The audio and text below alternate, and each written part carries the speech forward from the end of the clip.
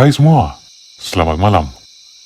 Terima kasih karena sudi untuk mendengarkan rancangan Tinsomnia, di mana saya akan membacakan cerita-cerita yang seram dan misteri yang saya dapat dari mana-mana saja. Dan ya, saudara tidak sadar, kita sudah berada dalam episode yang ke-21 sekarang. Jadi dalam jangka masa 10 hingga 30 menit ini, Anda dinasihatkan supaya memakai earphone atau headphone atau apa-apa saja stereo speaker untuk penghayatan penuh. Sekiranya Anda mempunyai cerita seram dan misteri yang membelenggu hidup dan Anda ingin saya bacakan, kirimkan cerita Anda ke alamat email tinsomnia1111 tinsomnia1111@gmail.com. Semoga Anda dapat tidur lena di Boy Misteri Dunia. Bau Misteri dalam Rumah Saya, ditulis oleh Rubin.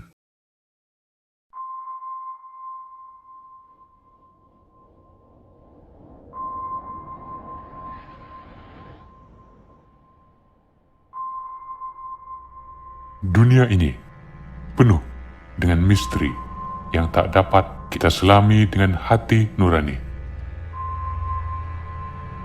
Sebagai ciptaan ilahi, kita bukan sahaja berkongsi dunia ini dengan haiwan dan tumbuh-tumbuhan, malah dengan makhluk misteri lain yang tidak kelihatan. Terkadang kita akan berpeluang berinteraksi dengan mereka melalui deria bawaan panca indera kita. Salah satu daripada deria istimewa itu ialah deria bau.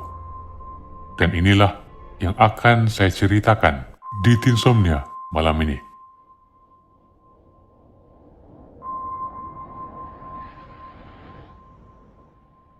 Sebelumnya, perkenalkan, nama saya Rubin. Saya bekerja sebagai seorang buruh dan kini masih tinggal bersama ibu dan bapak saya di kampung. Untungnya kampung saya tidak jauh dari kota Kinabalu, memudahkan saya untuk ulang-alik ke tempat kerja tanpa perlu bersusah payah mencari rumah baru. Saya ada 3 orang adik-beradik dan seorang dari kami sudah berkawin.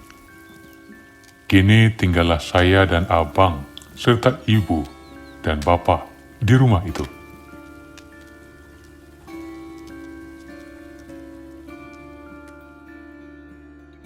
Hari itu merupakan hari Kamis, malam Jumat. Bagi setengah masyarakat, hari Kamis, malam Jumat sering dikaitkan dengan perkara mistik. Namun, saya sukar untuk mempercayainya. Seringkali jika sahabat handai atau keluarga membicarakan hal itu, saya hanya senyum saja demi membalas kata-kata mereka itu. Bak kata seorang ustaz, cakap lebih kang ke dalam, takut-takut jadi pergaduhan pula kalau saya bidas.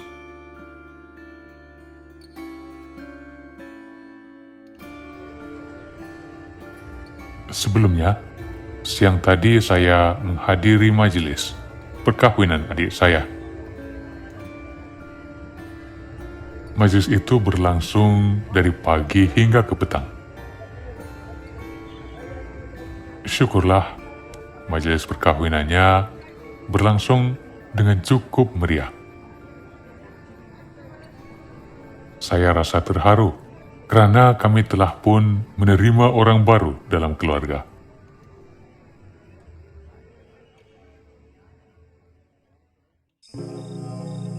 Kisah ini terjadi kepada saya sekitar pukul 8 lebih malam.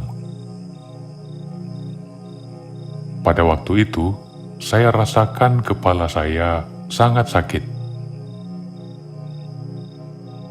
Entah kenapa, saya juga merasa tidak sedap hati pada waktu itu.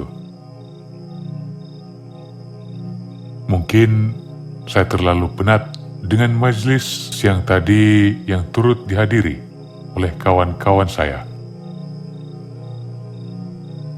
Dijadikan cerita, tekak saya terasa dahaga. Saya pun terus menuangkan segelas Coca-Cola yang saya ambil dari dalam peti ais.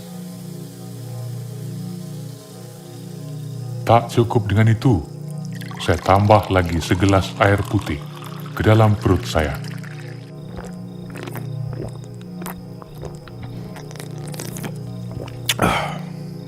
Sedang asyik minum-minum di dapur, tiba-tiba saya terdengar Bapa berkata kepada ibu saya, "Meh, si Rubin ada pakai minyak kah?"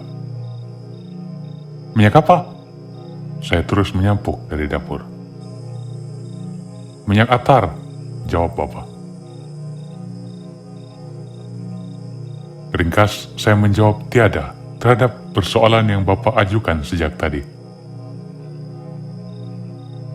Kemudian, Ibu coba memeriksa seluruh kawasan rumah kami, namun tidak dapat dikesan bau itu datang dari mana.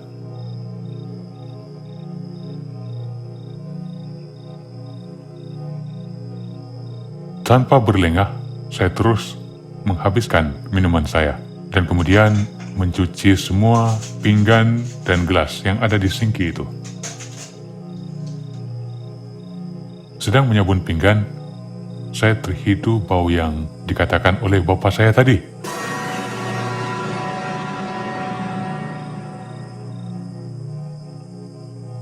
Saat itu secara otomatis, bulu-bulu roma di seluruh tubuh saya meremang.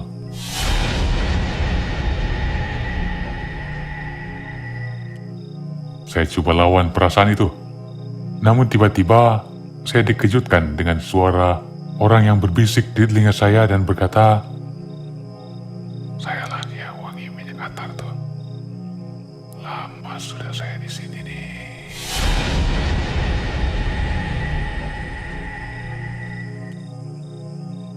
Suara itu betul-betul tepat di telinga kanan saya. Lalu dengan cepat, saya menyelesaikan pekerjaan saya dan berlari menuju ke bilik. Ibu heran melihat gelagat saya, namun saya tidak menghiraukannya pada malam itu.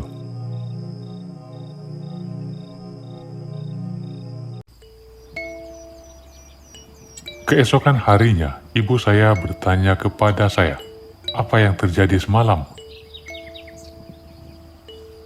Lalu, saya pun menceritakan semua hal itu kepada ibu. Begitulah saja cerita pendek saya untuk Anda semua malam ini. Semoga kita bertemu lagi dalam cerita misteri yang lain, jika ada. Tetap semangat, Rubin.